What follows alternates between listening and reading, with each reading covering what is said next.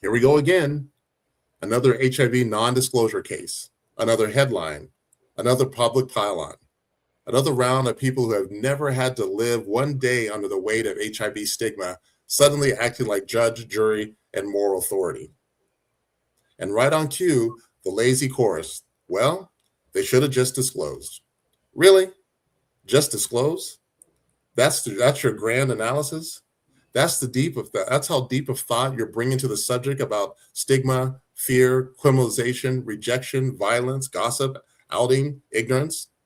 Just disclose has to be one of the most intellectually lazy, morally smug, and socially dishonest responses in the entire conversation. Because what that phrase really means is I don't want to think. I don't want to wrestle with complexity. I don't want to examine the stigma that still makes disclosure dangerous for so many people. I'd rather hand all the responsibility to the person living with HIV and walk away feeling righteous. That's not right. That's not insight. That's cowardice dressed up as common sense. And frankly, I'm tired of it. I'm tired of watching people flatten the lived experience of reality of HIV into a bumper sticker. I'm tired of hearing folks talk as if disclosure happens in some fantasy world where everyone responds maturely, with compassion, with discretion and care. That is not the world many people live with HIV actually live in. The real world is messier than that. The real world, disclosure can cost intimacy. It can cost you housing. It can cost you safety. It can cost you privacy. It can turn into gossip by nightfall and judgment by the morning. And in some cases, it can put you in the crosshairs of the criminal justice system. But somehow, the people who understand the reality the least are always the quickest to say, simple, just disclose. No, what's simple is judging somebody else's life from the safety of your own ignorance. What's simple is speaking in absolutes when you have nothing to at stake. What's simple is pretending the issue begins and ends with an individual choice while completely ignoring the social conditions that make that choice so loaded in the first place. As the public engagement and narrative strategist at Sero Project, I pay close attention to how these stories get framed. And what keeps striking me is how often public wants to villainize or make villains more than it wants to find out the truth. People rush to blame before they bother to understand. They want a clean, moral, safe story with clear bad guy because that lets them avoid confronting the uglier truth. The stigma is still alive. Ignorance is still powerful. And too many laws and public attitudes are still stuck in the past that science left behind decades ago. And so let me be clear, because I'm not interested in being misunderstood. Honesty matters.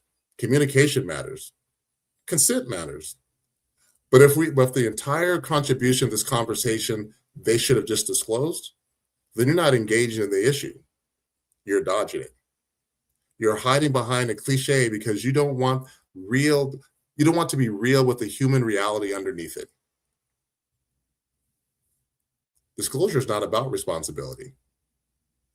Disclosure is about power. It's about risk. It's about timing. It's about trust.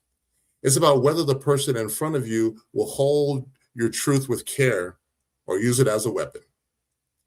And that's what so many people refuse to grapple with.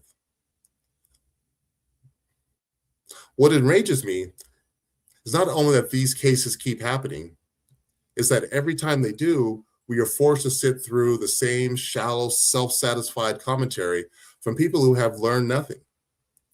Nothing from science, nothing from advocates, nothing from people actually living with HIV, nothing from the damage these laws and narratives keep doing. Just the same stale ignorance, reheated and served back as a moral certainty. Well, not here. Here, we are going to tell the truth. Here, We're going to talk about disclosure as it's actually lived, not as it's lazily imagined. Here, we're going to push past responsibility, past slogans, and past the comfort of easy judgment. Because people living with HIV deserve more than to be endlessly lectured by people who have never had to carry what we carry.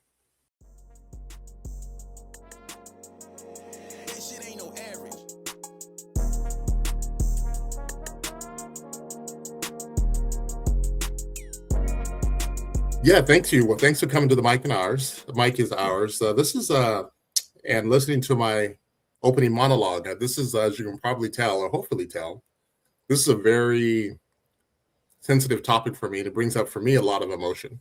And I think that's one of the reasons that Isis and I wanted to open up this discussion and to figure out what we're going to do, to kind of have solutions, not necessarily a rant, not necessarily wanting to people to answer one way or the other, but just to kind of have a place where we can have an honest conversation about HIV disclosure. So what we did, we had an opportunity. Let me let Isis introduce herself first. Thank you, Kerry. First of all, thank you for sharing that really powerful monologue. It made me have chills. It's so amazing and powerful, and I really thank you for bringing that to the Mikey's Hours and to the folks that see us, because even if you're not a person living with HIV, freedom, it's always important. It's the most important thing in the world. So thank you very much. I'm Isis Tapia, or Isis Magdalena in my community. And welcome back to the Mikey's Hours. We're very happy to have you back. And thank you for supporting us, for sharing the podcast. And yeah, thank you for being back. Yeah, one of the things that we took an opportunity to do, and what our goal is, this is not a one-time conversation. I think we want to open it up to the community as much as possible, and even have guests to come on and just to give more perspective. I don't want it just to be, Kerry's one-sided view on disclosure, but hopefully we get an opportunity to talk to people from a wide range of circumstances, whether you're a person living with HIV, whether you're not, whether you're in a discordant relationship, all the things involved that come, and so we can put it out there what disclosure is, and even to some degree what disclosure isn't. And one of the ways we're doing that, Isis did a great job of talking to a few folks and with questions, and hope we can open up the conversation that way as well. Yeah, so I interviewed some folks with really great questions Kerry prepared about disclosure.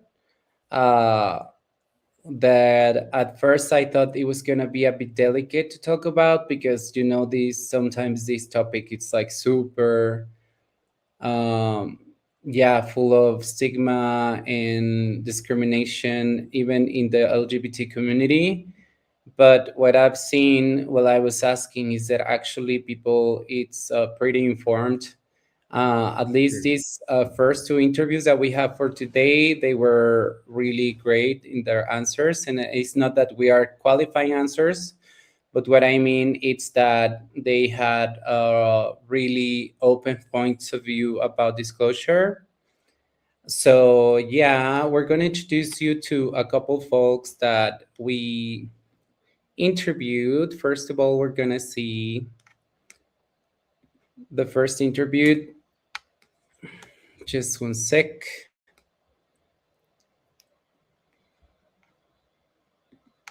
So let's see. Tengo 35 años. Okay, so here it is. Hola, yo soy Carlos Cruz, tengo 35 años. Can you see the subtitles? I can. Perfect. So he's Carlos, he's 35 years old. He's a gay cisgender man. And then I'm going to show you the next person interviewed. So what's your first impression when you see Carlos? Yeah, first of all, I want to thank Carlos for his willingness to have the conversation. I think that's one thing it takes, is people willing to step up and have the honest conversation. And secondly, I think that, well, let's put it this way. I think a lot of times I wonder, what I took away from his comments is this. I wonder, it made me think, I wonder if people confuse disclosure with consent. You know what I mean by that? Yeah. And I don't think that disclosure, if I disclose to you, there's no expectation, that you're giving me consent to have anything else, or to go any further. Where I think that Carlos touches on is just the openness that it takes to be in that situation, to be vulnerable like that. And that's more just that's just simple disclosure. It's not consent. It's not locking anyone to a contract, but the negativity that comes, that I feel sometimes, it comes from people having an expectation. And number one, that no matter what the circumstance, that we should have an expectation to say something. Mm-hmm. And then number two, for the person who is disclosing, there's that fear that often comes with it of being judged, a list of things, being shamed, all those type of things come along with it. What about you? So the first impression about him, so he looks very sensitive and smart. So I was like, this is gonna be great to hear about their point of view on on disclosure. So let's see the next person.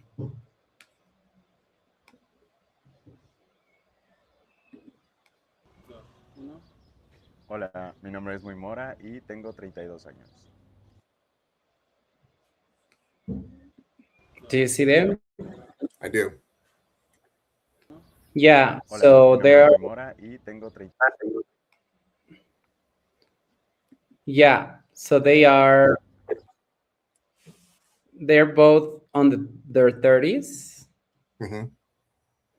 and they're both cisgender gay males, which, if we talk about disclosure and discrimination and HIV criminalization, for example, Mm-hmm. they're like an important population to think about when we talk about these topics, right? Yeah, no question. And let me ask you, do you think that the ability to be uncomfortable with disclosure is dependent on sometimes on what, like on ethnicity, orientation? Where do you think that, is there any group that has a little bit easier path, if I say that, if I ask that the right way?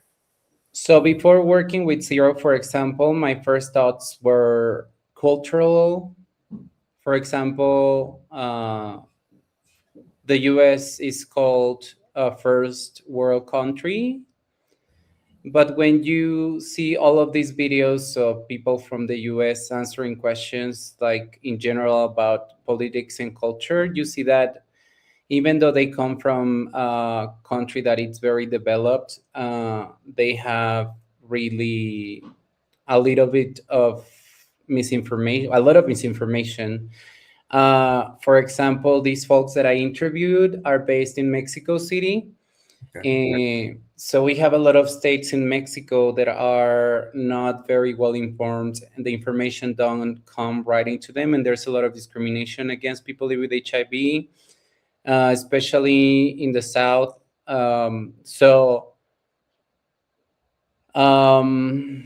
That comes hand to hand with a lot of homophobia, transphobia, racism that happens here in Mexico, and that has a lot to do with HIV discrimination.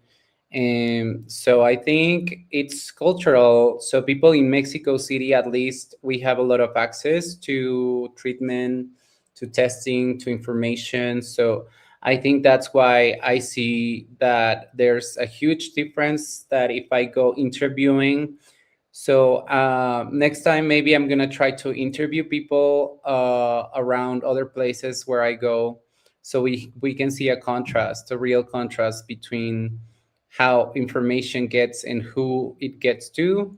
Mm-hmm. So we have Carlos answering the first question.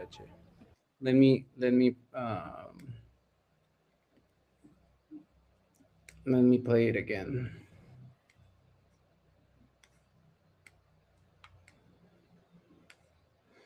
So, do you think that there's differences, and what does it make it different for people culturally, geographically? Mhm. Well, the reason why I asked the question, because I'm coming from a very naive point of view. I think one of the benefits that makes this podcast so powerful is you can talk about multiple different regions, different cultures. And I asked the question because I'm not sure, and I think that my perception in the United States is that it comes with a very strong moral judgment attached to HIV. Period. And what comes with that expectation is that, because I like what Carlos says. It's when I first hear the word, I'm thinking about revealing, having a conversation, something more intimate, if you will. And I think that sometimes that people live with HIV. There's an expected, like, it's like an admission to something. And when I attach the moral connection with that, like it feels sometimes that you're admitting something that a behavior that's not acceptable in certain spaces. I think the United States can be very judgmental in that area. And especially if you look at the history of HIV in this country, it was dealt with from a negative, like as a failure point of view. And so that's why I wonder sometimes when we first hear about disclosure, if that's what we're trying, that people have that expectation that you're admitting something about yourself that may not be acceptable. Right. Totally. So with time, I found out that the US is very conservative. Like, it has a lot of cities like Mexico City, for example, LA and New York, and even some parts of those cities are the ones that have more knowledge of HIV, just because it has a higher, for example, LGBT community. Like here in my city, there are parts of the city that are very uninformed on Okay. that, and information and treatment and everything doesn't come as much as other parts that are more open, because we have a higher rate on LGBT population, or other populations. So yeah, this is Carlos answering your first question. That was, when you hear disclosure, what's the first thing that comes to your mind? Mm-hmm.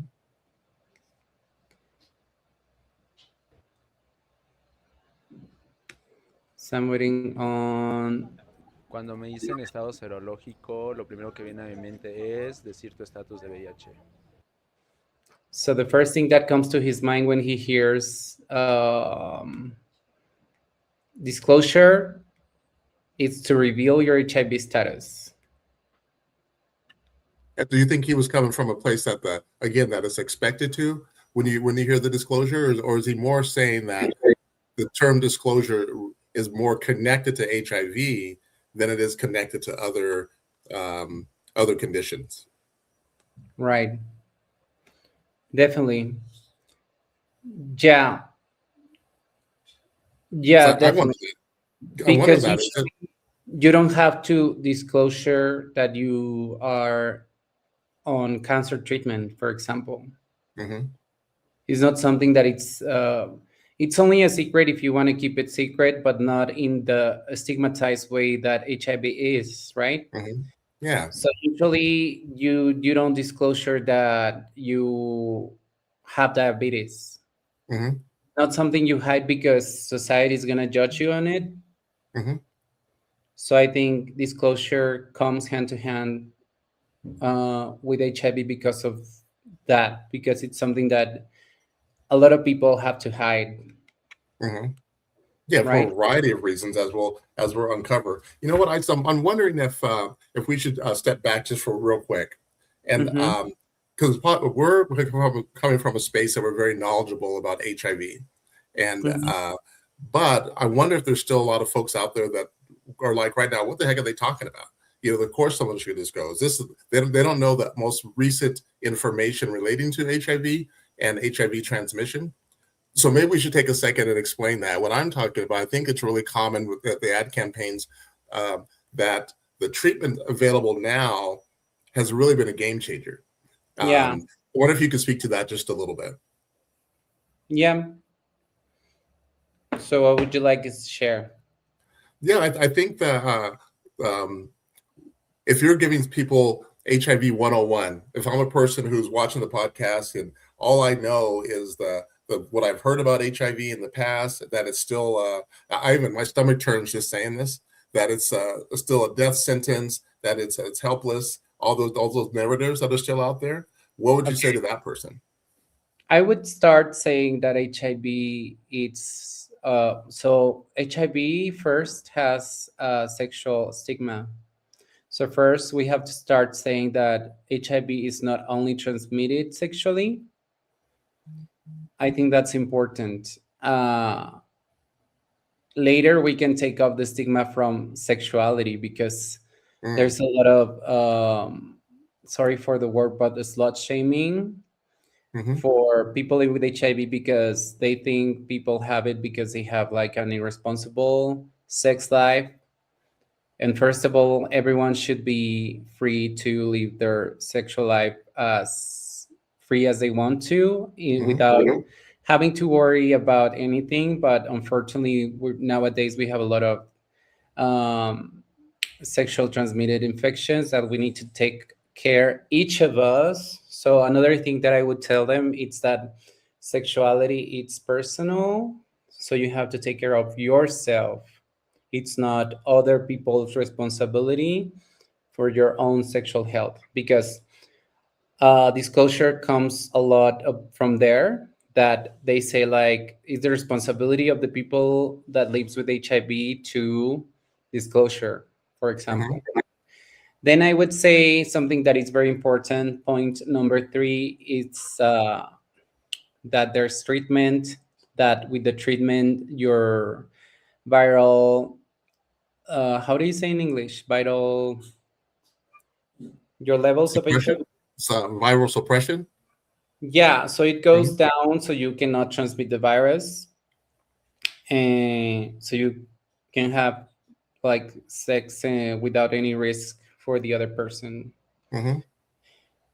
And that undetectable, it's untransmissible, that it's very important. For that should be some information that should be everywhere from like really young ages on school, because it's, when we think about it, we hear it all the time because we work on HIV, but kids who should have that in mind, it's really easy to learn.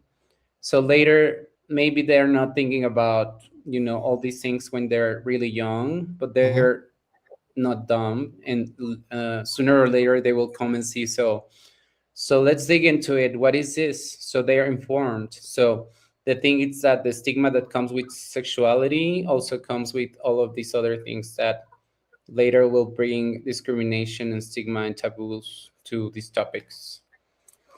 Perfectly answered. And I think, what's interesting about that is because the lack of all the things you're saying, I wonder if that's partially what leads to the misunderstanding about HIV all across the board. Because I think that there's a lot of information out there regularly. I think that folks, you can Google HIV disclosure, you can Google HIV transmission, viral load, all the stuff you want to, and it's going to be really front and center, that the medical facts regarding HIV.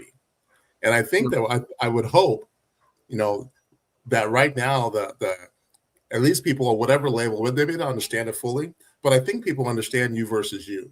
They've heard it enough times. I think that we've done as a community, we've done a great job of pushing that message out there regularly, you versus you. And I think it's so important that it combines, when you mix you versus you with PrEP, it reinforces the importance to have personal responsibility. And that's what I get from what you're saying about. When you're talking about sexual health, you're saying it's every individual's responsibility for their own personal sexual health. And then coming together, it's an open discussion. But that say that it's one-sided or the other, and in this case, that is strictly the person who's living with HIV that's responsible.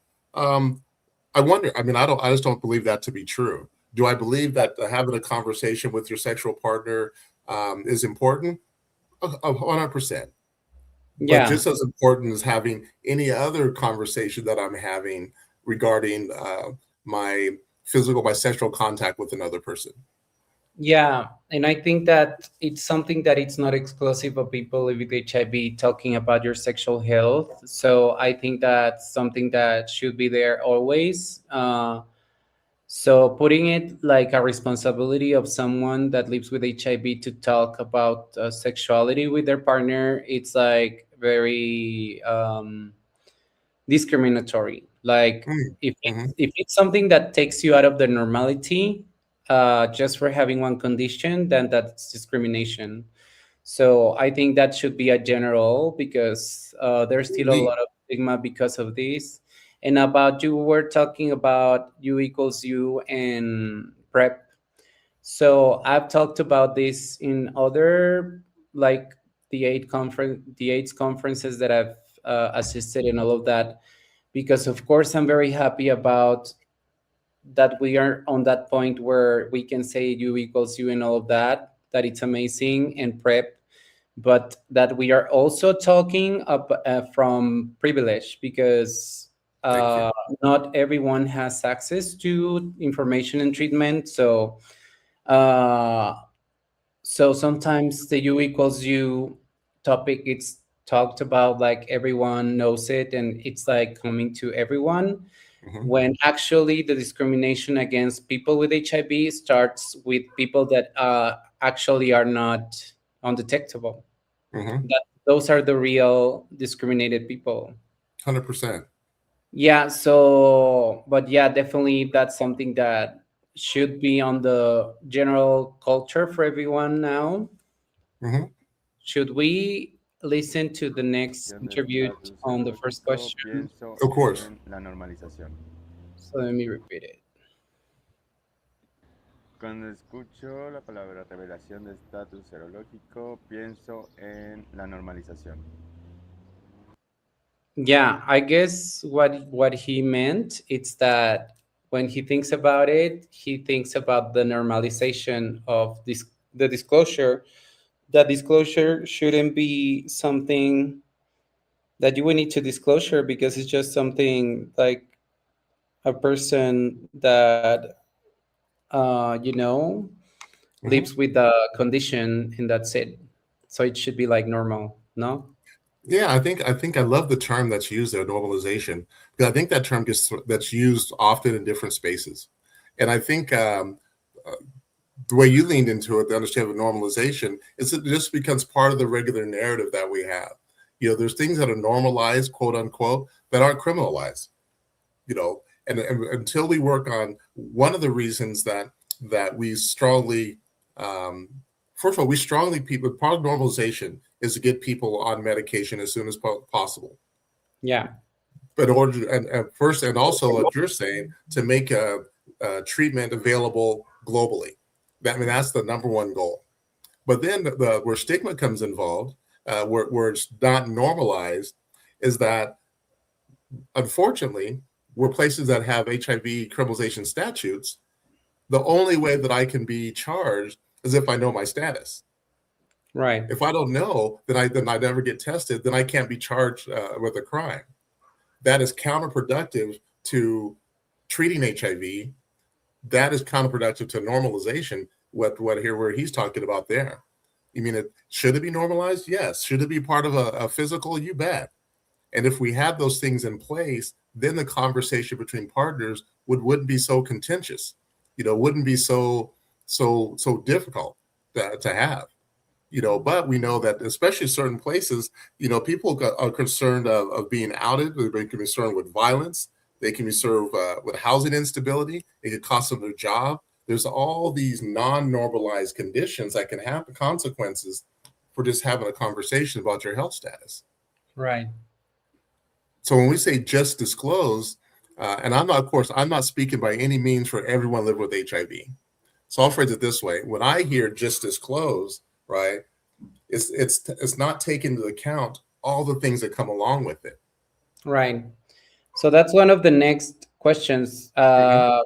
I think this first question was, when you hear disclose, what's the first thing that comes to your mind? So do you remember what was the next question? Not off the top of my head. Let me. Oops. I have it right here. Just one sec. Kerry.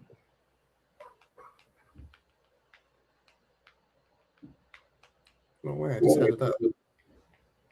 I have it somewhere.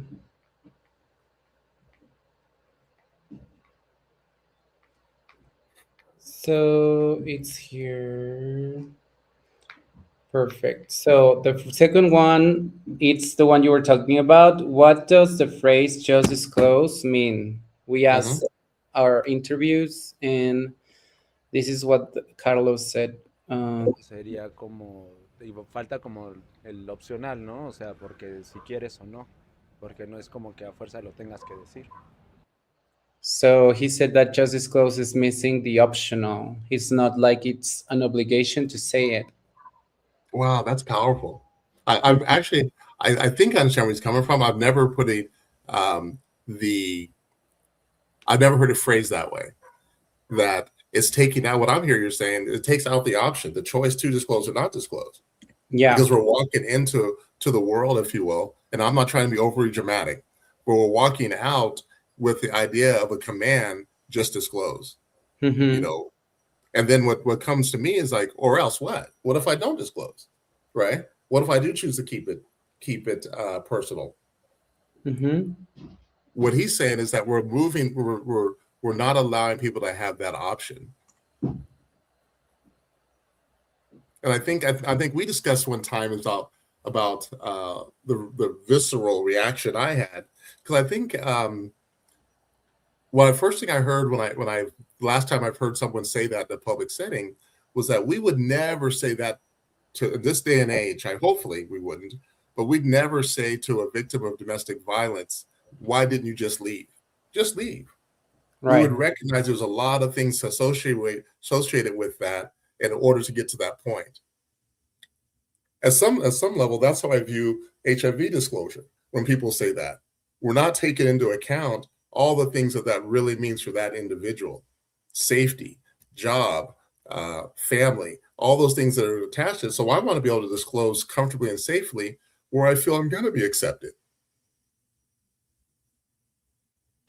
Totally. So with Moy, the second interview, his video is too short and it doesn't let me reproduce it because it's too short. But he just said the first thing that comes to his mind when he hears "just disclose," what it's missing, he says that it's reveal your HIV status. Just disclose, when someone tells you just disclose, you just reveal it. And it's like very different from what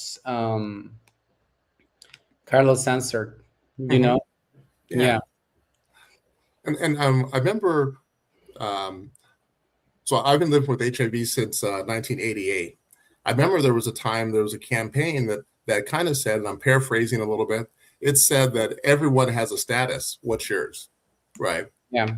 So it's kind of interesting now when we say just disclose, we're only talking to the people who are living with HIV. Right. Could this disclose? Could I say that to someone else just as equally? Hey, what's your expectation is disclose? I have the conversation.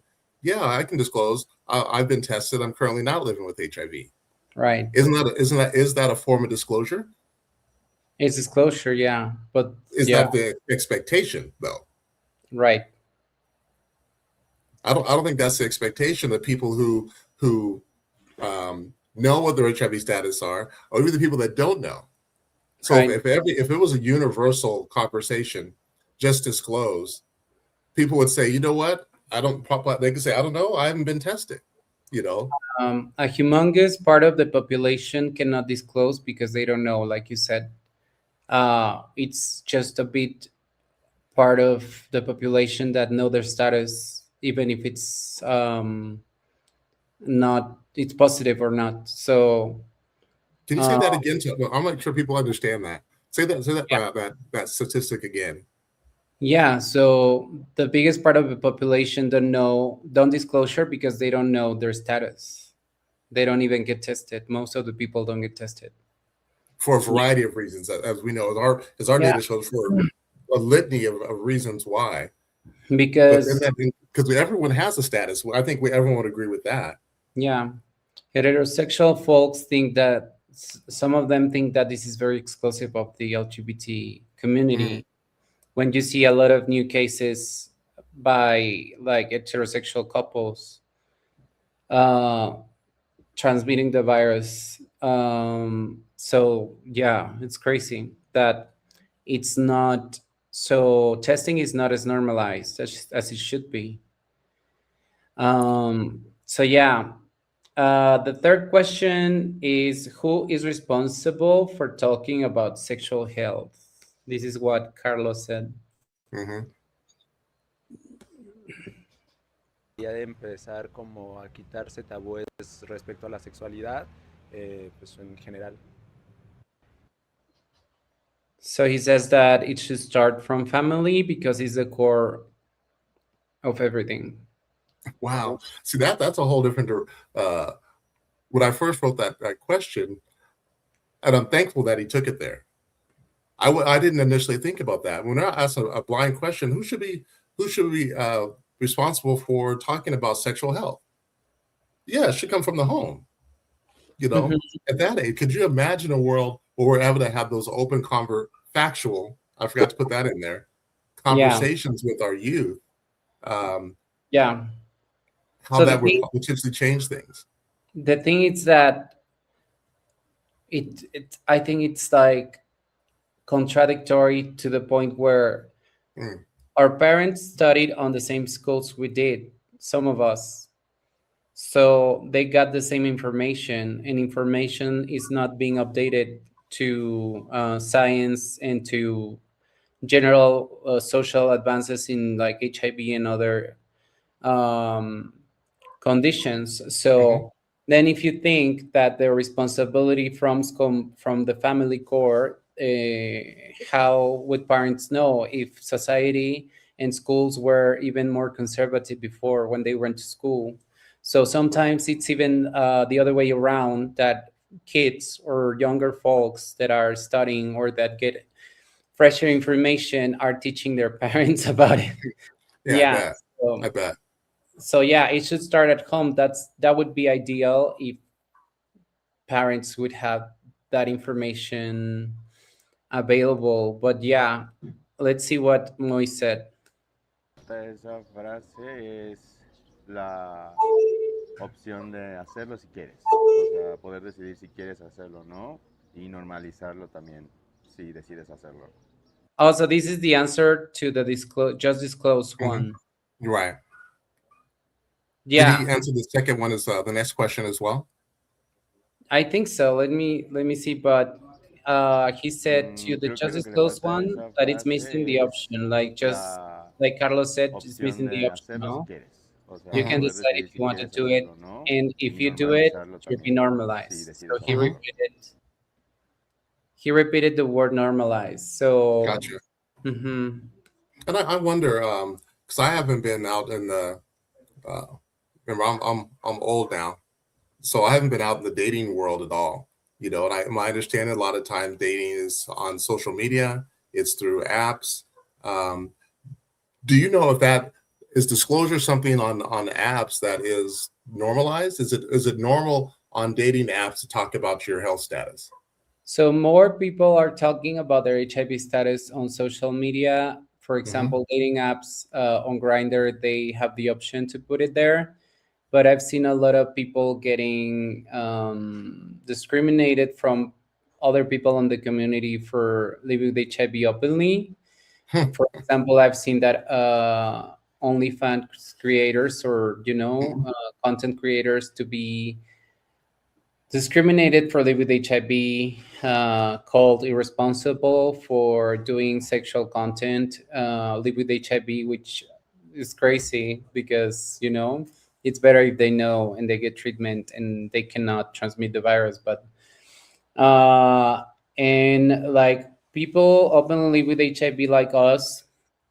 Um, for example, I'm currently dating. I haven't disclosed, but if I'm already open, he follows me on Instagram and all of that, so he knows what my career is. Hmm. Should I disclose? Because like it's there, and it's not like I need to be like, "Are you aware that I'm HIV positive?" or something like Hmm. that. So for Hmm. me, just if it feels like it's an obligation, It's like if it comes out naturally, like, oh yeah, this is my, I don't know, HIV Sure, treatment sure. because I use pills. So Hmm. if he's gonna be around, he's gonna see them and maybe Right. ask. I don't know. So for me, it's how it how the topic comes. For me, dating with HIV has been, I've been privileged to have people being very conscious and aware of Hmm. HIV and how it Hmm. works. But a lot of the people hide their status even with their partner because Hmm. it can come with discrimination, or someone breaking up with them because they don't want to be with someone that lives with HIV, or Hmm. even like something legal like HIV criminalization. So I understand all points of view Sure. for people with HIV. I don't understand people that discriminate or even like finish a relationship just because. So it doesn't make us any different to like better or worse persons to live with HIV, 100%. And I think that's I would encourage people that if you see this to write a response and tell us that if you're the people that ISIS is talking about, that I want to hear that why the people who aren't going to live with HIV and they find out a partner, why you would leave the person. What's that expectation? Because I think like ISIS, I don't understand why you would. And the back up, what's really interesting that you said about social media, and I want to make sure I really understood you correctly.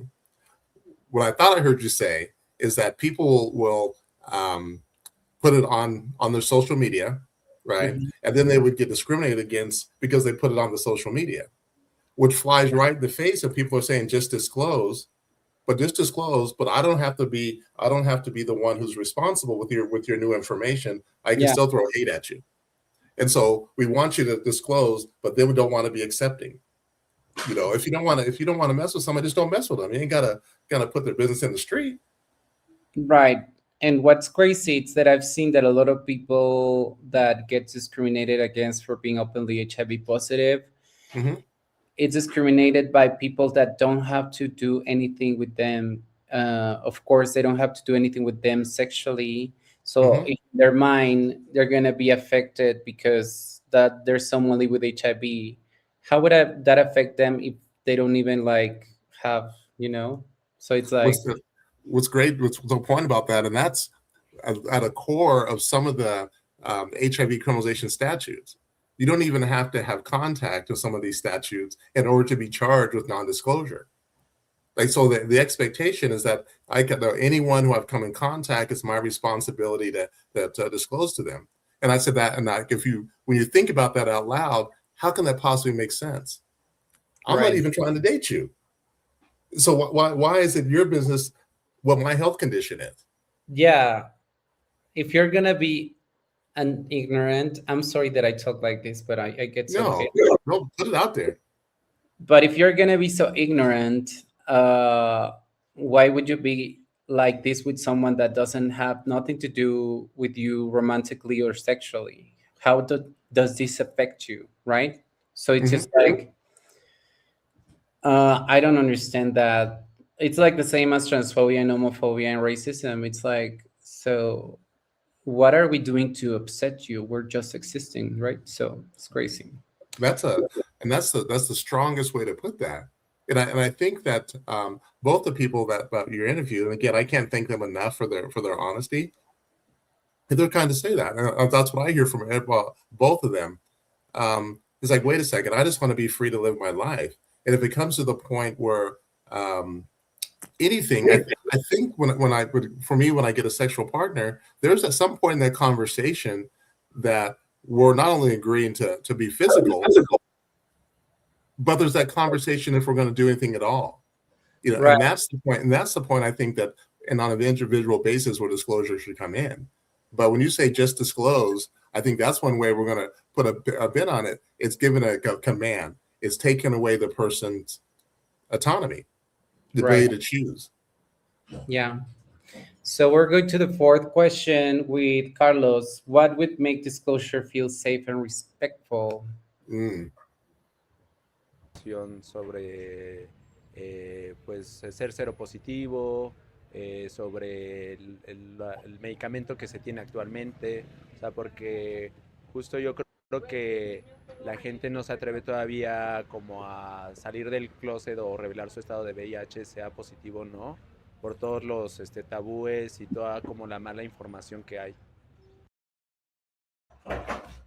So he's saying that what would make safer to disclosure would be to have a lot of information about what it is to be HIV positive, the treatment that is available, because taboos come from there. So if there was information enough, then this discrimination would be way less or would not exist, right? So I think that's very clear and I powerful. think, and here's one way that the people who say that just disclose, I would ask them, and I'm not trying to be, mean or anything like that. If you truly, and I please, if someone hears this and they can help me understand, if you're truly a person who believes that you should just disclose, simple as that. Tell me what you're expecting to hear from that person. What should that person say to you to where that you're going to be comfortable with that? And under what circumstances do you have that expectation that someone should, quote unquote, just disclose? Yeah. You're asking me? No, I'm saying in general is that's the question I have for people who are in the just disclose club. Yeah. How would you like the person to say it? The dumb bitches club, I would call them. Totally. So like everyone who's discriminatory, they contradict themselves so much, but because you were talking about, so if you disclose, then you have all this stigma and discrimination and even like legally being, abused by the system. But if you don't disclose, then it's like, yeah, it's like crazy. It's just like a lot of contradictions. Let's see what Moy said. So right now, I'm not sure if his answer is going to be from the Creo last question. que los amigos y la familia son las personas con las que se tienen que normalizar esos temas. A mí, en mi caso personal, hablarlo con mi familia fue pues un choque cultural porque no sabían muchas cosas, pero creo que informándose llegamos a un punto en el que es como cualquier otra enfermedad. So he's talking about the last question about who's responsible of talking about sexual health, and he's saying that the family, and that it was a cultural shock when he told his family. They were in they were in shock when he told his family. Yeah, so there was a cultural shock because they didn't have any information before Moy told them. So I just heard that question land a different way for me. So if the question is who's responsible for sexual health or for disclosure, either or, I would say the individual. I'm responsible for mine. You're responsible for yours. You're responsible for that. The next person. It's not a public domain of things. Who's responsible for sexual health? Me, mine.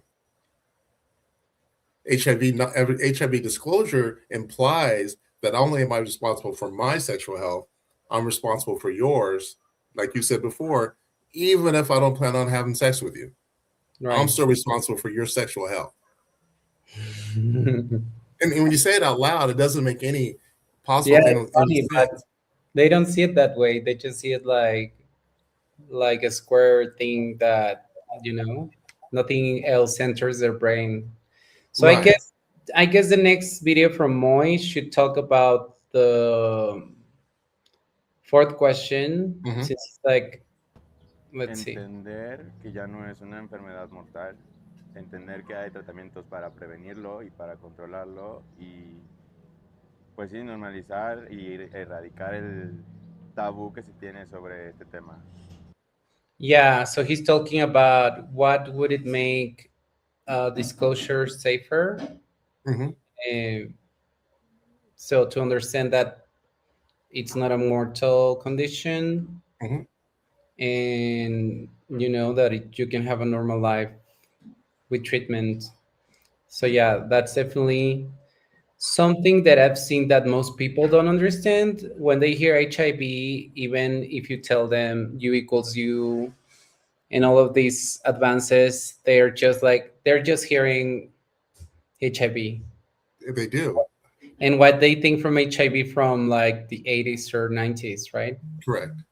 So Which is absolutely amazing. And I can't think of any other. I was trying to think in my head a good example where we do that with anything else. We have that expectation that it's not my responsibility to educate myself. It's not my responsibility to have some sense of compassion. I can't think of anything else in our that goes on in my life where that fits that kind of expectation. right, Um, and I think that a lot of times just disclose, and we're not trying to make light of it at all. It's a very serious topic, but people make it sound like it's so simple. And right, just a little bit of time that we've been talking, less than an hour. I hope people are seeing that it's not that simple.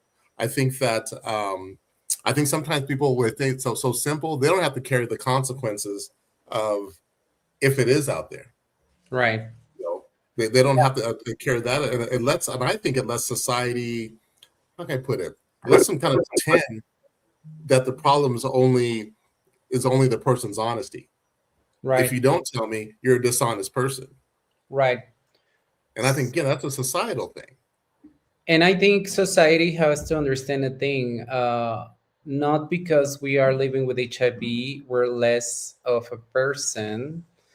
We have enough, how do you say, we have the same condition as any other person to make decisions about ourselves. One of those decisions, it's talking about our health, Hmm. and it's not our obligation to tell it to anyone if we don't want to. So that's Right. something that should be very clear, that they are kind of like dehumanizing people with HIV, and they don't think that we have autonomy enough to decide on these kind of things, because how, like you said, it's something that affects only people live with HIV, so they can say whatever they want.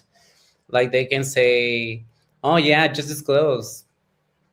They're not going, like, if they don't know what's like living with HIV.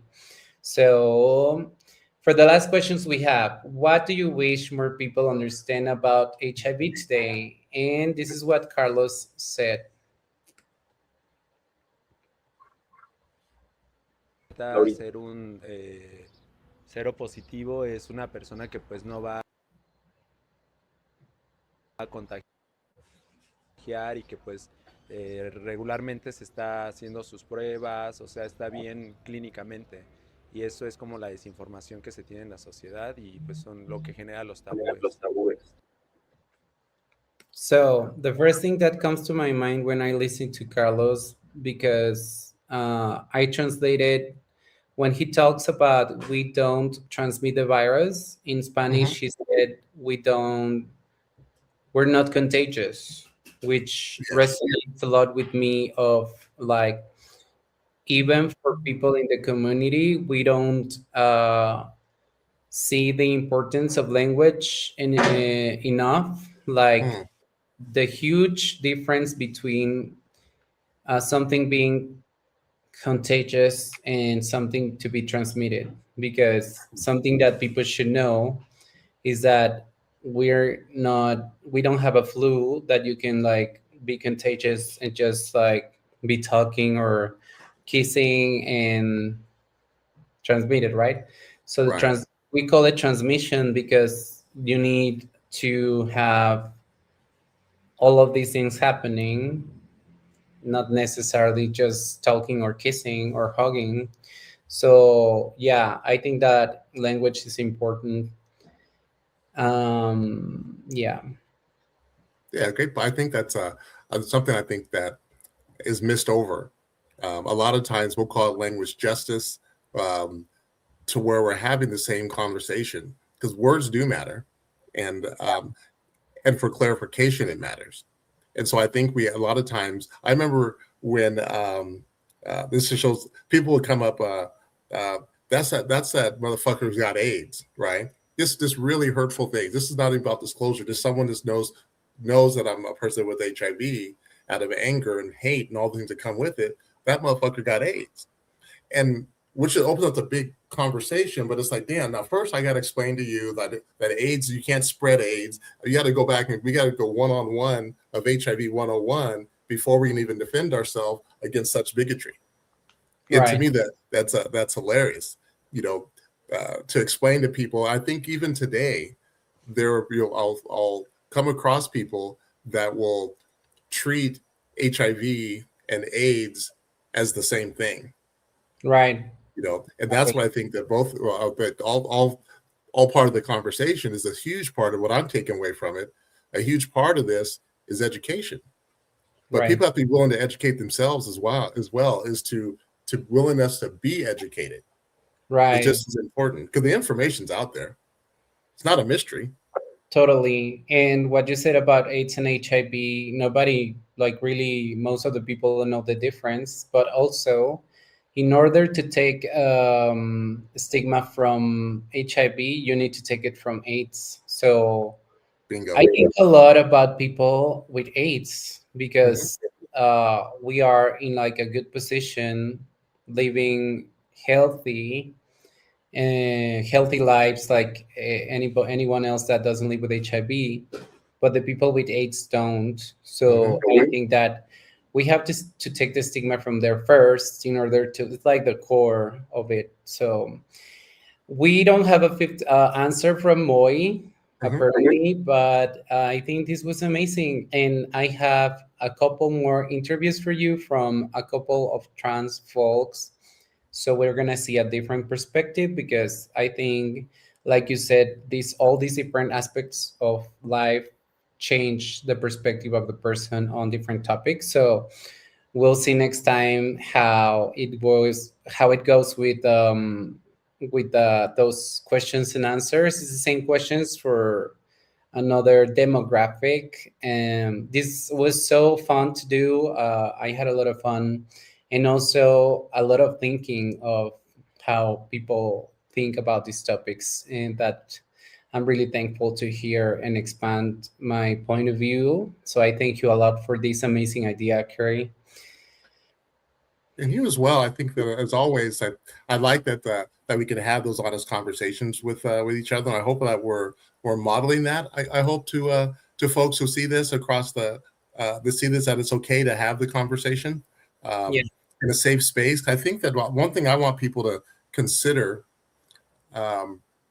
going into the more interview. First, I want people to stay tuned. I want them to, if they have the opportunity to contribute, we're more than willing to love to hear from you.